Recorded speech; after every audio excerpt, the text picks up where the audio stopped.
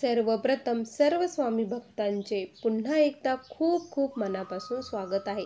आज आपण मुंबई येथील रहिवासी असलेल्या एका स्वामी सेवेकरी ताईंचा सुंदर असा अनुभव बघणार आहे।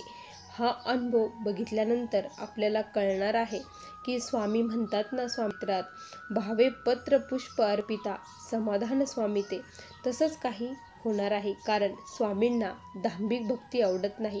ते अंतःकरणापासून मनापासून तुम्ही काहीही करा, स्वामींना एक फूल जरी वाहा किंवा एखादं पान जरी वाहिलं, पण त्याच्यात जर खूप श्रद्धाभाव असेल तर ते स्वामींपर्यंत लवकर पोचतं।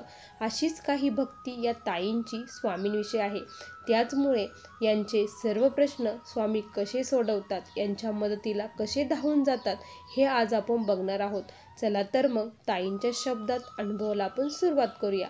तत्पूर्वी तुम्ही जर चॅनलवरती नवीन असाल तर सबस्क्राईब करायला विसरू नका, कारण असेच रोज स्वामींचे नवीन नवीन अनुभव या चॅनलवरती येत असतात।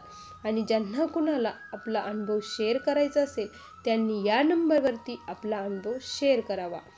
ताई म्हणतात, सर्वप्रथम सर्व स्वामी भक्तांना श्री स्वामी समर्थ महाराजांच्या चरणी त्रिवार वंदन। स्वामी भक्तांनो, माझे नाव वंदना शेलार, मी मुंबई येथील रहिवासी।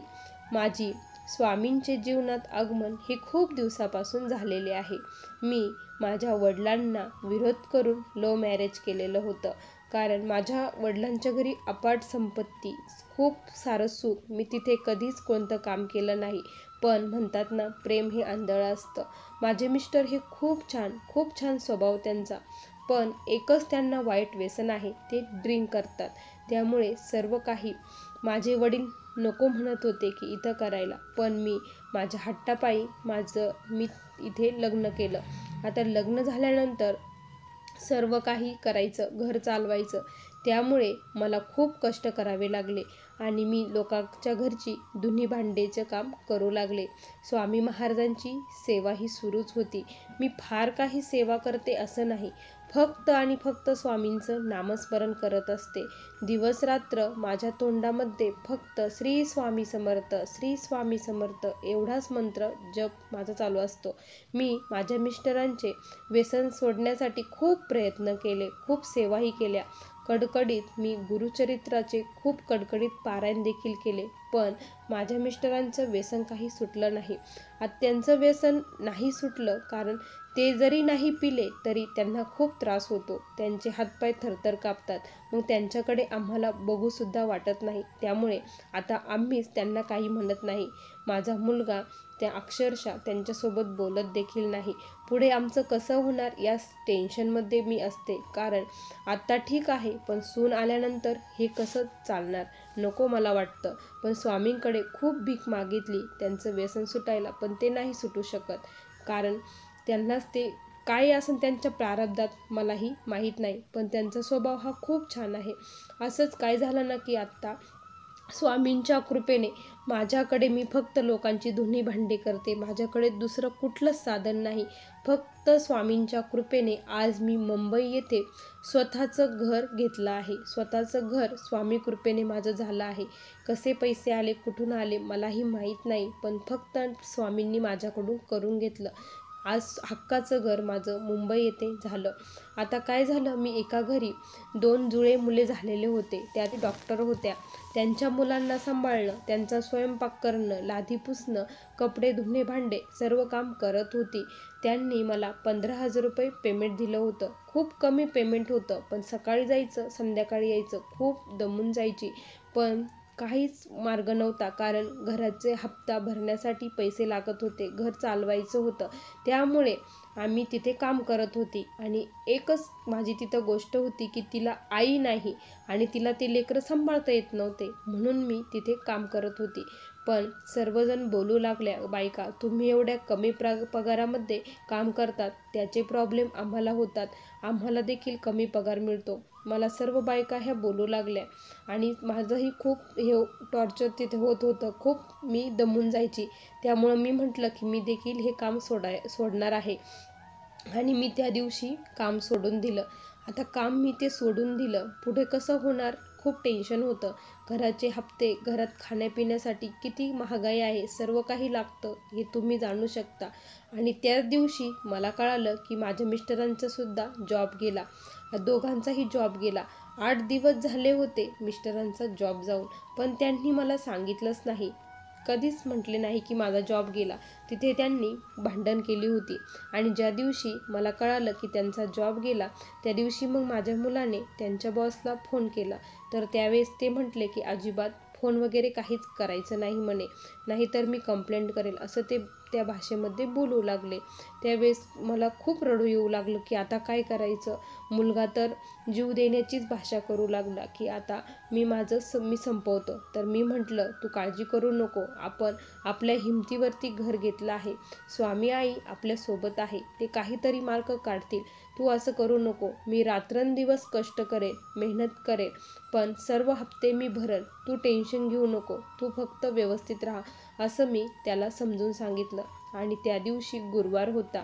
गुरुवारी मी स्वामींपुढे बसली आणि इतकं मला त्रास होऊ लागला की आपोआप माझ्या डोळ्यातून इतकं पाणी गळू लागलं. मी खूप ढसढस स्वामींपुढे रडू लागली. मी माळ जपत होती, मनातल्या मनात स्वामींसोबत बोलत होती की स्वामी, काय चाललंय हे, काय होत आहे, माझ्या बाबतीतच का बरं असं घडत आहे. आता दोघांचेही जॉब गेले, कसं होणार पुढं, काय करायचं. स्वामी, तुम्हीच मार्ग दाखवा, काहीतरी या लेकराच्या मदतीला धावून या. आत्तापर्यंत तुम्हालाही माहीत आहे मी कोणाचंही वाईट केलं नाही किंवा कोणाचं वाईट चितलं नाही. ज्यांना दुःखात आहे त्यांच्या मदतीला मी धावून जाते. माझ्या पण दुःखामध्ये तुम्ही धावून या, असं मी स्वामींना विनवणी करत होती आणि खूप रडत होती. त्याच मग शुक्रवारी सकाळी काय झालं की मला एक कॉल आला की ताई, स्वयंपाकाचं काम करताल का. तर मी लगेच हो म्हटले आणि मी त्यांच्या घरी 4,000 रुपये महिन्याने स्वयंपाकासाठी लागली. आणि स्वयंपाक लागली त्या दिवशी माझ्या हातून इतका छान स्वयंपाक बनला, म्हणजे इतकं ते सर्व घरातील जण खुश झाले की किती छान स्वयंपाक तुम्ही बनवता. त्यांनी लगेच जे त्यांचे मोठे सेट वगैरे असतात, त्यांचा ग्रुप असतो, त्या ग्रुपवरती टाकले की अशा ताई आहे, खूप छान स्वयंपाक बनवतात. त्या दिवशी खूप सारे फोन मला आले. ही फक्त स्वामींचा चमत्कार आहे, स्वामींचीच कृपा आहे. मी 4-5 कामं पकडली. आज मी 20 ते 21,000 रुपये पेमेंट घेत आहे. स्वामी कृपेने सर्व काही व्यवस्थित चाललं आहे. होतो त्रास, पण स्वामी शक्ती देतात, कारण कंटिन्यू मुखामध्ये श्री स्वामी समर्थ मंत्र जप चालू असतो. मी आता 4 घरची स्वयंपाकाचे काम करते, एका घरची धुणी भांडीही करते आणि असंच चालू आहे. आता मिस्टर देखील जॉब बघत आहे आणि एका ठिकाणी इंटरव्ह्यूसाठी गेले आहे. मला माहीत आहे की स्वामी काहीतरी करतील. तर स्वामींना एकच विनंती आहे, त्यांनाही जॉब लागू द्या, म्हणजे सर्व काही व्यवस्थित होईल.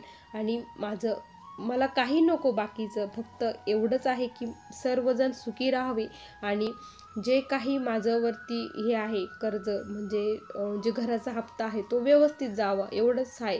मी कष्ट करायला तयार आहे आणि त्या तयार आहे, म्हणूनच स्वामींनी मला हे काम दिलं आहे.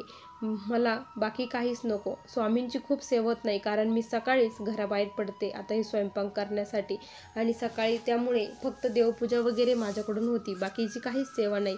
स्वामींना माहीत आहे आणि फक्त मी नामस्मरणाची सेवा कंटिन्यू करत असते, एवढंच माझे सेवा आहे. स्वामी भक्तांनो, एवढ्या सेवेवरती स्वामी मला खूप पदोपदी साथ देतात, हेच माझ्यासाठी खूप आहे. स्वामींच्या चरणी एकच प्रार्थना आहे की आता या देहामध्ये जोपर्यंत जीव आहे तोपर्यंत तुमच्या चरणाची अखंड सेवा माझ्याकडून करून घ्यावी, हीच तुमच्या चरणी प्रार्थना. असा मला आलेला हा छोटासा अनुभव होता.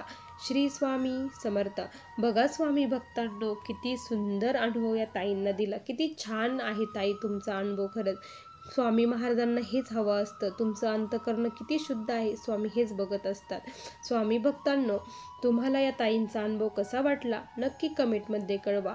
पुन्हा भेटूया अशा सुंदर अनुभवासोबत. तोपर्यंत सर्वांना श्री स्वामी समर्थ. जय जय स्वामी समर्थ. श्री गुरुदेव दत्त.